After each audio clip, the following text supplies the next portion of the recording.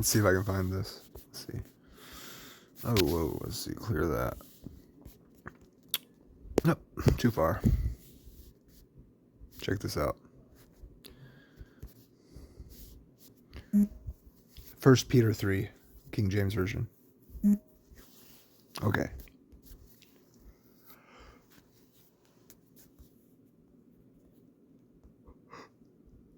For Christ also suffered once for sins, the just for the unjust, that he might bring us to God, being put to death in the flesh, but quickened by the Spirit. By which, thinking of you, Jason, the way you said it is so on point. The Spirit that quickened Christ from the dead, the Holy Spirit that was in Jesus that raised him from the dead, that if it be in you will also raise you from the dead. Well, that same Spirit of holiness, the Holy Spirit of God, the eternal Holy Spirit, was preaching to the spirits that are now dead in prison, but also they were in prison in their sin while they were alive, being preached to. When? Which during the some time when they were disobedient, that's when they were preached to, when they were disobedient. When? At the time God was being long-suffering, waiting in the days of Noah, while the ark was being prepared. But the judgment of God fell, even though the same Spirit of holiness that rose Christ from the dead, because it was in him, starting in his ministry, right? We see that picture. And then he went along in the Spirit, preaching to set the captives free that were in the prison houses of sin that lead to death. Okay, and then Peter goes on to say in chapter 4, he kind of reiterates this. Notice, it's very key, verse 6. See, he's referring to how we used to be when we walked in the flesh. And this is kind of the whole point of Peter's epistles, which he goes on in the second epistle, right? Talking about men who say, oh, where's the promise of his coming? All things continue as they did from the beginning. They forget the judgment of God in the flood.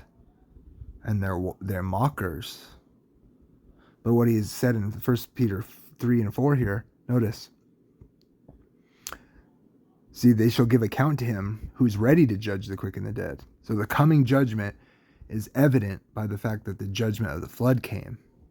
And then so to reiterate it, he says, for this cause was the gospel preached, also to them that are dead, meaning those who died in the flood had the gospel preached to them. But that judgment is evident by those men who we know were killed in the flood, according to their evil, right? So that you might see that the looming judgment that's coming at Christ's second coming. So these men are the evidence that when the gospel was preached to them, righteousness was preached to them, but they were destroyed in the flood, that they might be judged according to men in the flesh, meaning the reality of God's judgment and the fact that these people were judged, okay, they're dead. So God judges the wicked. And that reality was demonstrated in order that those who walk in the flesh now, say who are walking according to the flesh, so they can judge the fact that God did this, but then walk according to God in the Spirit. So it's evidence for those walking in the flesh that are alive now, knowing that God's judgment killed these men that are now dead, so that they can judge for themselves who God is, a righteous judge of evil. And it's a witness to the living men walking in the flesh, so that they will turn to God and walk according to God's Spirit. They'll receive the Spirit that God gives liberally to all those who call on his name.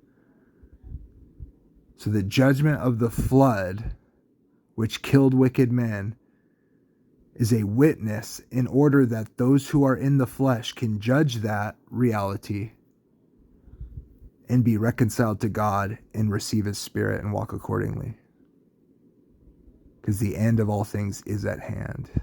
So be sober and watch unto prayer, by having fervent charity, which covers a multitude of sins.